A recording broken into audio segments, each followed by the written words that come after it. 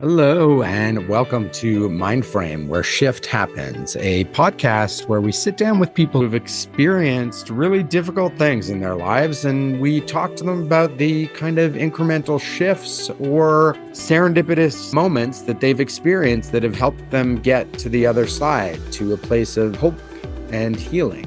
I'm your host, Bobby Solomon, and I'm not a mental health professional. However, I have experienced quite a bit of mental health struggle, and I have a lot of mental health issues in my family. This podcast is not meant to be a substitute for professional help, but merely a place where people can come and listen to inspiring triumph of the spirit stories. So please, if you are struggling, get that help.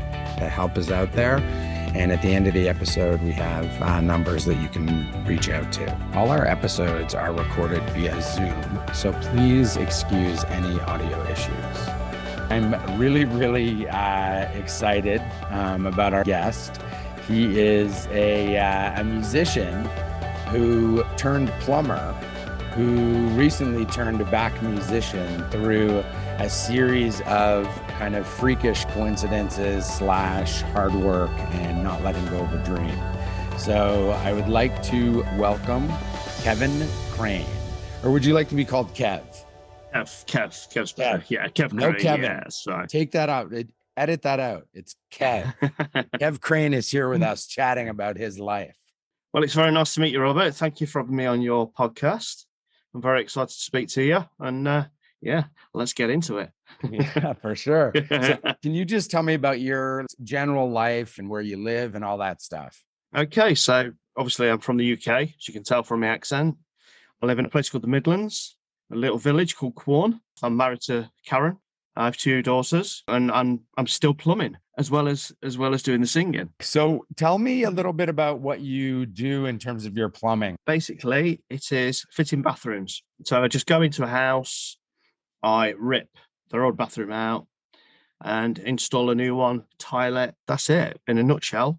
I used to do all sorts of different plumbing jobs till I got in with a bathroom company. And then I thought, well, I can do this myself. I don't need to be going through another bathroom company. I can set my own on. Oh, great. That's a pretty lucrative business, isn't it? It can be. You get the right customers. It wants to pay. Well, everyone needs bathrooms, right? Absolutely, yeah. So then can you just tell me a little bit about your kind of journey from deciding to be a musician to going for it and your motivation, your desire and all that? Okay, so growing up, I always loved singing. You know, singing in front of the mirror, you know, with the tennis racket, or the hair, always just a hairbrush, you know, just giving it some welly as you do. And I always loved music as a kid, through school, you know, through my teenage years, but never really thought about joining a band until I got to college. And I ended up at college with what then became my best friend. And we were in a pub. It was lunchtime, and we're in the Red Lion pub, and we've got the jukebox on, and the Human League. Do you know the Human League, the band? Yeah. Yeah. So they come on. I says to her, and I says, I think we should start a band. And he was like, yeah, okay then. Let's do it. I need to know more. It can't just be like, oh, I heard a song and that's it. Like, what to give me stuff. Right. So Aaron and myself were always into music, and we loved Depeche Mode. Yes. Yeah. Yes. Oh, you're a Depeche Mode fan. Depeche is my favorite of all time. Depeche. Mine too. Whenever they tour, we go and see them. Well, I know that because I listen to your music and I'm like, holy shit, this is Depeche and New Order. Yeah, I've also had The Cure as well. Somebody said playing at The Cure. So we just thought it'd just be so cool, and we decided. But what was it about? You mentioned Human League came on. What was the song, and how did it happen? I can tell you exactly what song it was. It wasn't actually the Human League. It was Together in Electric Dreams. So it's actually Phil Oakey. So why was it that song? What, like, was it the Electric Dreams? I just put it on the jukebox because I really like, you know, we really like that electronic music. Mm-hmm. And I just got such a sort of buzz out of it. And I just said, I'd love to do this. I'd love to do it. And and I think we should. Obviously, the conversation was, it was a bit more deep than that. It wasn't just, let's start a band. Okay, let's do it. It was like, we could go around the pubs, we could go around the clubs, Right. It'd be You did all great. your planning, It'd be fantasizing. great. A lot of people have that same thought. Wouldn't it be cool to start a band? But you had no training, neither did Aaron. How'd you go from like this pub to the stage? Our lecturer at college was actually a keyboard player as well. And so we used to go around this guy's house, Chris Lieber's, and we used to just play about on his keyboards. And I always remember the first song he played to us, and we did it together, and it was West End Girls, the Pet Shop Boys. And it was about a year later, we decided to go for keyboard lessons with a guy called Ash Howe, who we became very good friends with. And he says, well, what do you want to do, lads? Because he was a pianist. I said, well, we want to go out and sing and, form a duo or a band or something. And he just started playing A Little Respect by Erasure. And so I started singing along to it.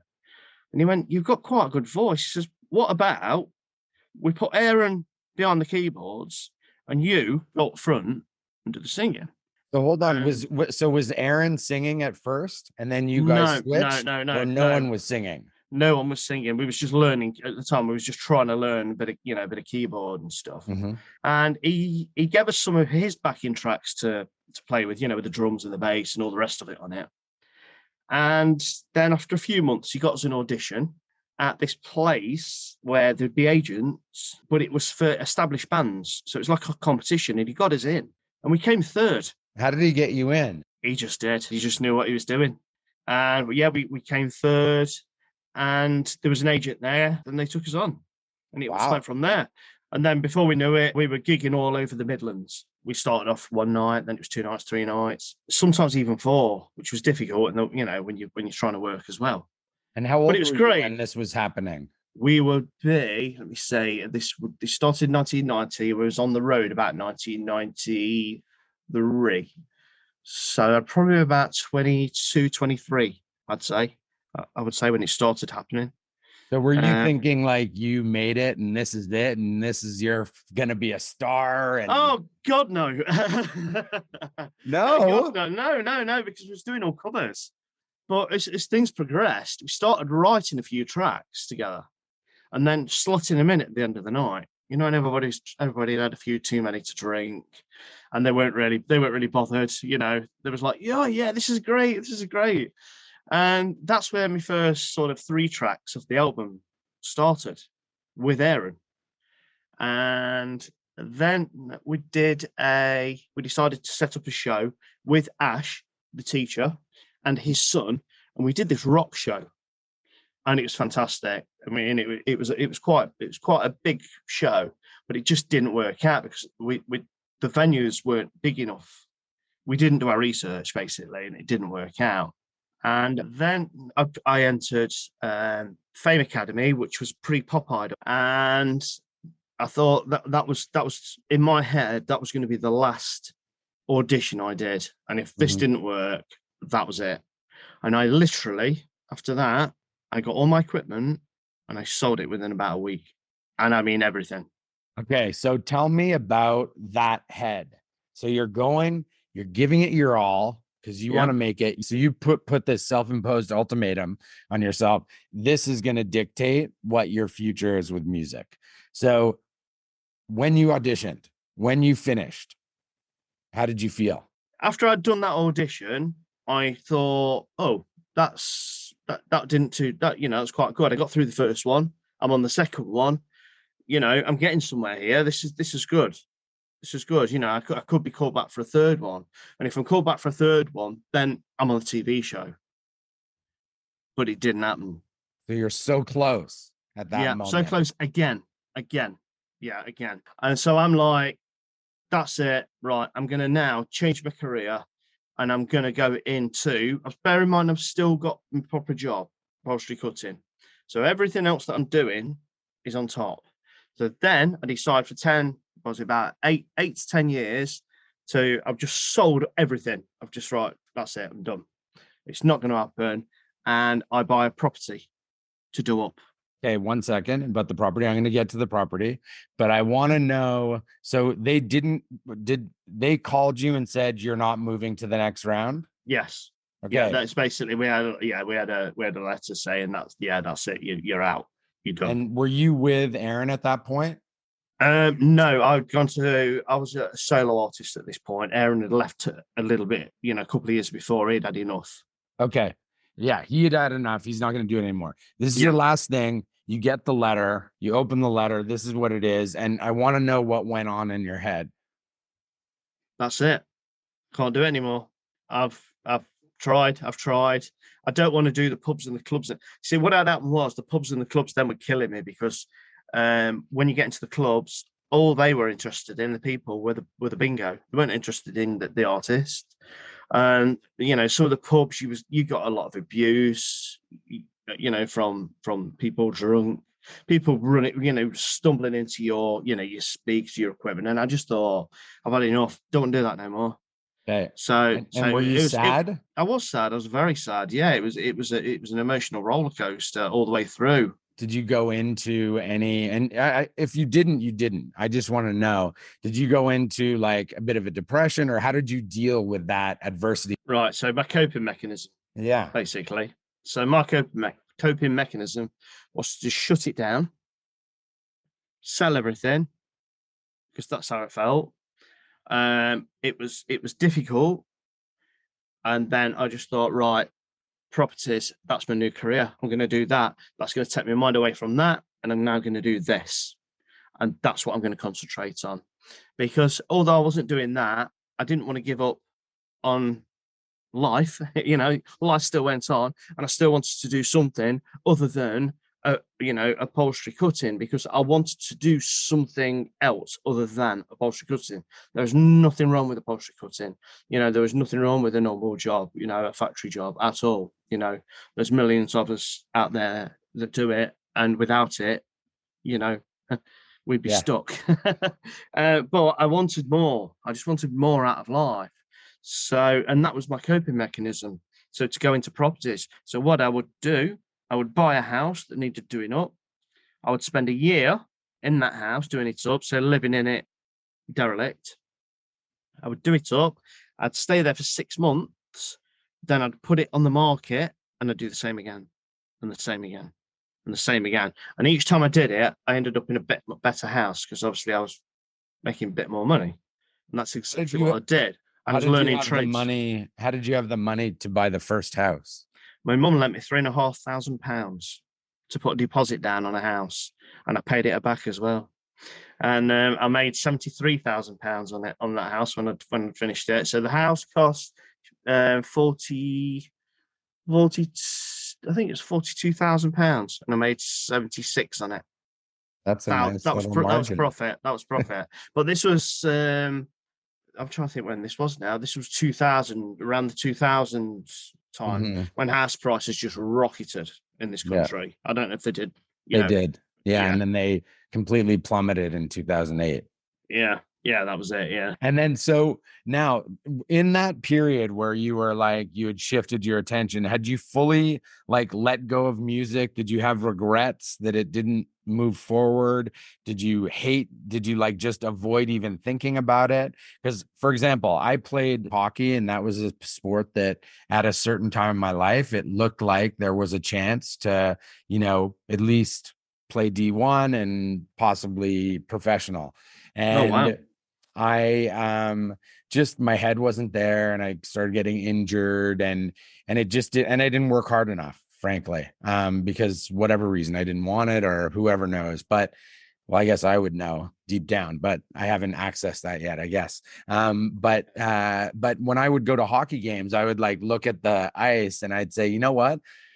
If I took a year and just worked my ass off, I could walk on. I could try out for this team.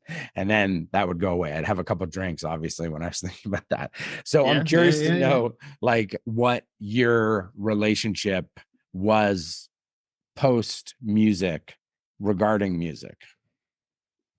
So before coming back to music, is that what Yeah. you're saying? It Music never leaves you. like your sport, I guess, never leaves you. It's always there in the back of your mind, always. And I can remember when I did give it up. This is the bit I missed out. When I did give it up, I just started in between that and doing the houses, and I'd sold my equipment. I just partied for 6 months hard, you know, drinking a lot, a hell of a lot, to the point where my mum was like, "You don't look well." And then I saw the light, and then I got, got the house, got on, just went for it. Okay, so here we are. Does that make sense? We finally got to the moment I want. So I knew we would. do you want to start again, but break it down? No, this is perfect. Okay. This is perfect, because what I find is when I talk to people about turning point moments, they often think of things, but then in the conversation, they actually remember another moment that was incredibly significant. And I just got the chills, because that is the moment is in there that kind of changed your perception and saved you, basically, in a sense. Yeah. So you turn to partying, drinking, to basically drown out the pain. Right. So basically, in 1999, my auntie died, who I was very, very close to, and that sent me off the rails a bit. And then I'd given up the music, I'd sold all my equipment, and then there was this. But I had bought this house, but it needed doing up, and it was just like a 6-month block of just partying, and it was getting really bad, to the point where we didn't go to. We was partying at people's houses. So we'd go to a club, we'd come back, and then the party would carry on, and we didn't go to bed for 4 months on a Saturday night. That's how bad it was. Until the realization one day, I went on holiday to Malia with my friends, and I was drinking, and then I wasn't drinking as much, and then I just had a epiphany. I can't pronounce it. Epiphany. Pronounce it for me. This is quite funny. That's Epiphany. The one. Epiphany. And I was just like, I came back, and I thought, and I was with the guys. And I remember one of them saying to me, "You're not into this anymore, are you?" And I said, "No, I'm not." And that was it. I stopped, and then I got my teeth stuck into. Then I got stuck into the house. So when I'd forgot about that bit. You see? Yeah, exactly. So that moment of just stopping, like you said, your mother looked at you and said, "You don't look well." Mm. How long before? She said you look grey. That's what she said to me. Says you look grey.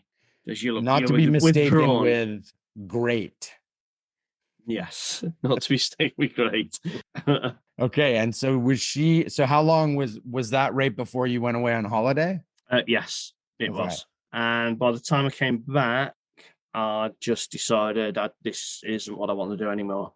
I've got to get on with life. I've got to get myself together. It really upset with my auntie, but there was that on top of the music. It was those sort of things that rocked my world, So how did you, for some people, it's like really, really difficult, obviously, to see themselves in a spot that they know is negative. They're on a downward spiral, and for them to get out of it is really difficult. So I'm curious to know how. I know you had that moment in your head, that's a turning point moment for sure. Yep. That's a shift in your perception. Yep. Right. So you had a perception like, this is how I have to be. And it's because you were running away from the pain of your aunt and your fallen music career. Yeah. And then you had a shift in your brain that said, I can't do this anymore. I want to live. Yeah. So what happened after that? I want to live. That's exactly what I did. I met a girlfriend. I met somebody, and she joined me on this journey for the next 8-9 years or so of helping. You didn't go to any counseling, or you didn't have supportive friends or the church? No. I just did it. I just thought, I can do it. I've still got my job, which I was lucky really, because the state I was in. Could have been fired, right? Yeah, the state I was in. I mean, going to work, I don't even know how I managed. to get Or up you some could have cut mornings. your finger off. Well, yeah. I actually, you can't. You're probably not going to see this. I can You see see the it. scar on my finger, yeah. Well, Yeah. I nearly did that with a chop saw. Shot my finger off. So And yeah, were I nearly you did chop my like finger. hungover or drunk? Probably. And then you've never like gone back to like excessive drinking or anything like that because of your moods? Oh no, that's not been an issue at all. Okay, so then you have that change. You go on this whole journey of doing the houses, you're inspired. Where does music fit in that moment? Like, if you hear a song, do you like want to sing it? Do you like, fuck, I want to be on stage? If you go to a concert, does it be like, I could sit on that stage and do that? Like, where's your Yes, head at? yes, it is. And it's you go to the local pubs and they've got a karaoke on or a band.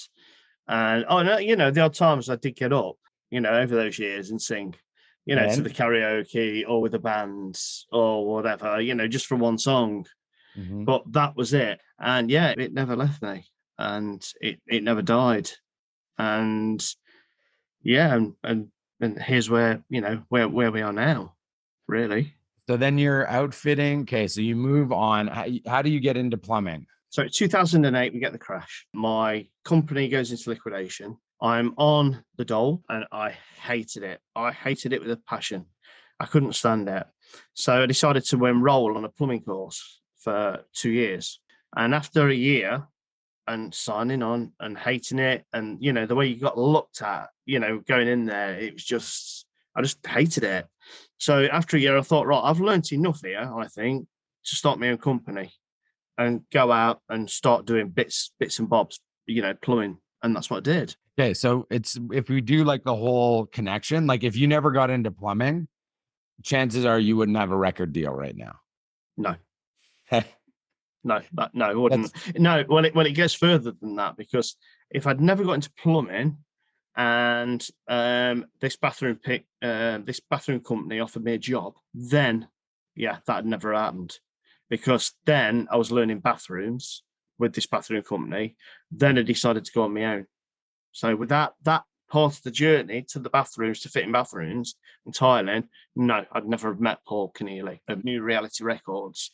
And he's the guy, his wife phoned me up to say, we want you to quote for 3 bathrooms. So I did, went round his house and I quoted.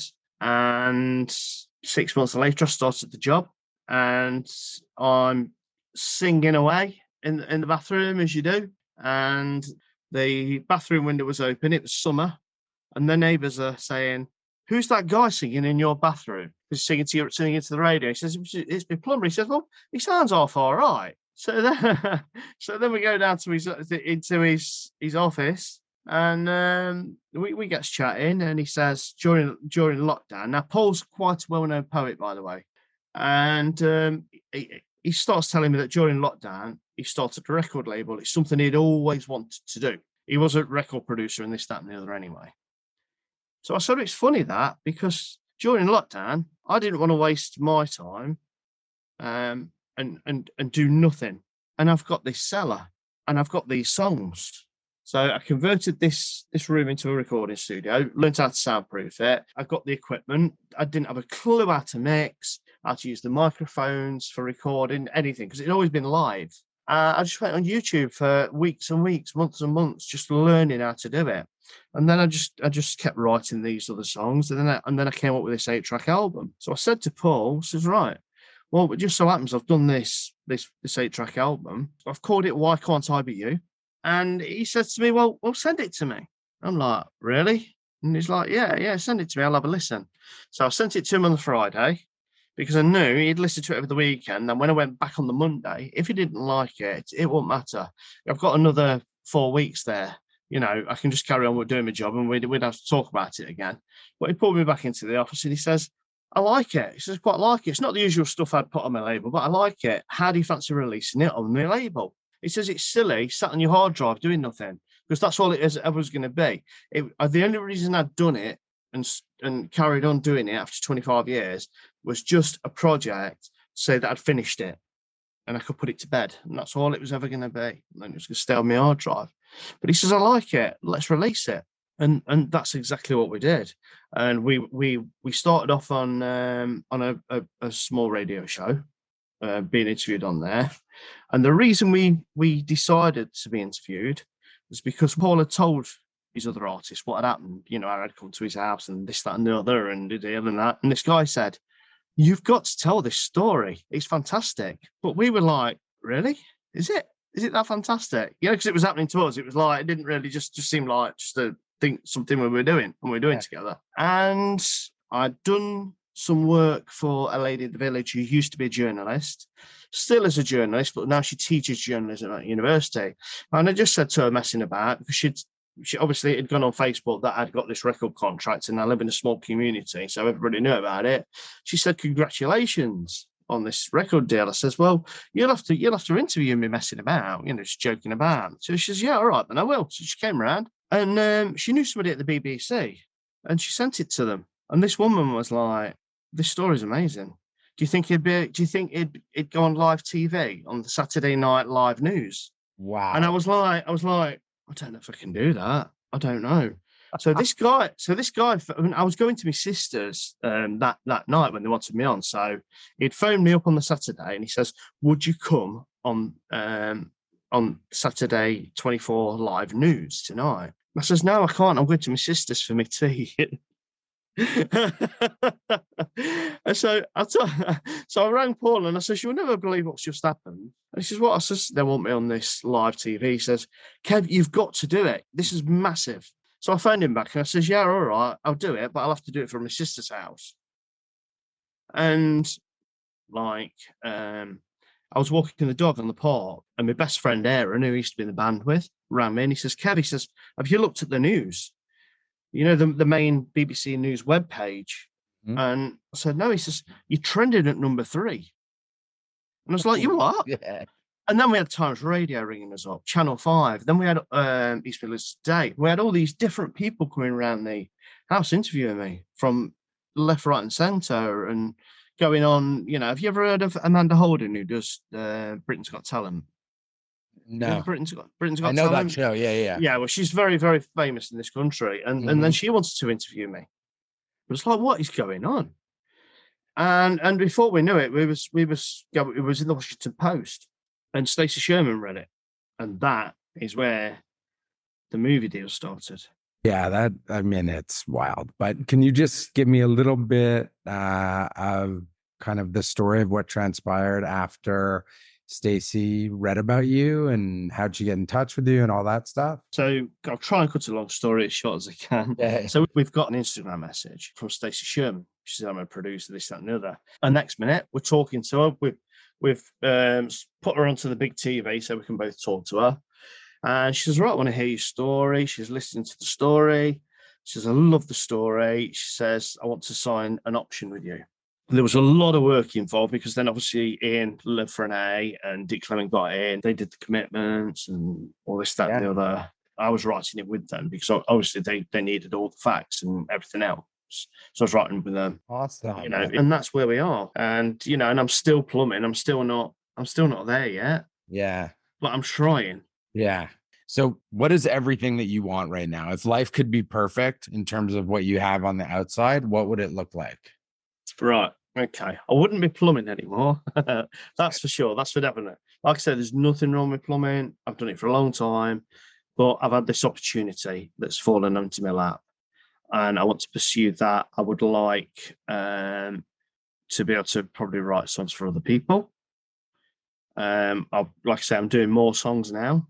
I want to get out on the road. I want to get out there gigging again. Endorsement. I want to do some motivational speaking because I think with the story, you know, it will motivate people. And I think that's a good thing to do, you know, to talk about your experiences and how you was and how it affected you, like we're talking now, because it will motivate people. And so that's where I'd like to see my life. I mean, I'm not going to be a movie star. That's not what I'm doing here, you know. Yeah. I'd like a cameo. Um, all right. Well, it was absolutely fantastic speaking with you. You too, my friend. You too. I like to end off every podcast by asking two questions. And Uh-oh. those questions are, what are you most grateful for in your life?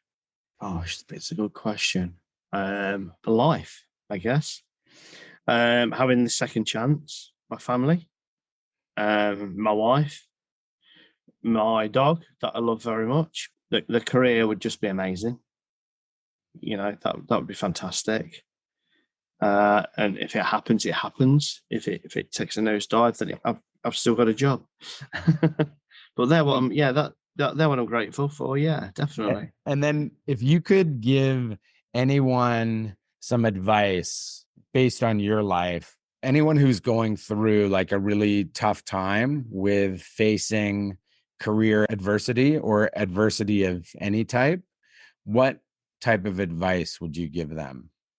If you don't have a dream, how can you ever have a dream come true? That's Is that awesome. okay? Yeah, well, That's that's great. that's that's that's my motto, because you've got to keep pushing, because the world won't come to you. The world won't give you. You've got to go to it and go for it. And then what happened? What about people who are like, they want to go for it? They understand what you're saying, but they just can't. They're like, they're depressed, or they're just unable to change their kind of mind frame. Do you have any advice to those people? Gosh, that's a real tough question. You've laid this one on me. Well, you've saved this one to a last, haven't you? Okay. So someone who basically hears what you say Yeah. and they read it in 10,000 books because they're going through books and they're trying to get past this emotional place or this psychological place that they're in. Okay. What would you say to them that might help them? I'll tell you what I'll say to them. What might help them. I suffer with anxiety, and I've done it, and I've got through it. And sometimes I felt my mental health deteriorate because it's been like this. This whole, like I said, this whole roller coaster life, ride, and it's caused me to have quite a few, like anxiety attacks, which isn't very nice. Um, but yeah, I'd say that's what I go through, and I've done it. So if I can do it, then you people out there can do it. Have you had anxiety all your life? No, not really. I wouldn't say so. I think it probably started when the partying and the drinking and whatnot. You know, Mhm. After that, that sort of triggered it. But I've dealt with it and I've coped with it, and you learn coping mechanisms Where did you learn your coping mechanisms from? just through day to day. Just how am I going to handle this? Breathing's a big part of it. You can do your deep breathing. If you can feel it coming on, do your deep breathing, you calm yourself down. And I never ever thought in a million years I'd be able to go on a TV show. I've been on the biggest breakfast morning TV show in this country. A year ago, I could never ever have done that. Talking to you, would have been difficult. Because you're a director, a producer. You're Hollywood, and all these things would have been difficult. But now I just find it. I just deal with it. I just cope with it. Can you talk to me a bit about what your anxiety attack kind of looks like? Yeah, I can tell you this morning, because we just come back of holiday, and I had one this morning, and it's just like your have you ever had like a really bad head cold where you feel like you're not, and this is going to sound really strange, but you feel like you're not in your body? Mhm. Does that make sense? Or Yeah, the flu, where you totally. feel like you're overrunning, but it feels like that, but your heart's pounding at the same time. Feels like it's pounding out your chest. So this morning I woke up. We just got back off holiday. I'm thinking about this job I've got to do tomorrow, which is, it was a little bit on the rocks to whether I'd be starting it, which then was going to put my other jobs back, and all this, that, and the other, and all these little things building up. And then I went to the shop. I thought I'm going to go for a walk to the shop to try and to calm myself down. Came back from the shop, and I just said to Karen, says Karen, this is what an anxiety attack feels like. And I just got a hand, put it on my heart. And she was just like, wow. She said, that is unbelievable. Felt like it's, coming out of your chest. And that's what it feels like. And like I say, your head feels just a little bit spaced out. And that's what it feels like. I've gone through periods in my life where I've had panic attacks, and mine are not the heart, they're the like claustrophobic kind. Like I just need to escape. Like They're I have horrible. had to get off planes before, like as they're about to take off, just Really? because I could not deal with it. And a lot of people don't understand anxiety, or they say like, oh my God, I'm having an anxiety attack. And really they're just like nervous or whatever. But when it goes to like code zero of an anxiety attack, it's like Yeah. you You've fear whether or you've got not to get you're out ever of going to get there. out of it. You Yeah, know, yeah. everyone has different coping mechanisms. Like I've read my books and it's like, okay, just tap your fingers together, or take out a piece of gum and start chewing the gum, or think of this or think of that. And the truth is, a lot of times, like I couldn't do anything. Like it literally, Yeah, I've had them that last for like over an hour before. yeah. And it's Cripple you. terrifying, Yeah, terrifying.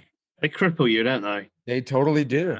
yeah, And what's worse is that you feel so pathetic because you're yeah. like, nothing happening here. Like, what the fuck am I doing? Like, Yeah, why am I freaking out? And that doesn't do any good. When you yeah, start yeah. beating yourself up for it, that just, perpetuates the cycle. But it's Mm, interesting, when some of my panic attacks, they have stopped based on someone I don't know just looking at me and saying hello and kind of smiling. And so it's just that one little shift that can happen sometimes.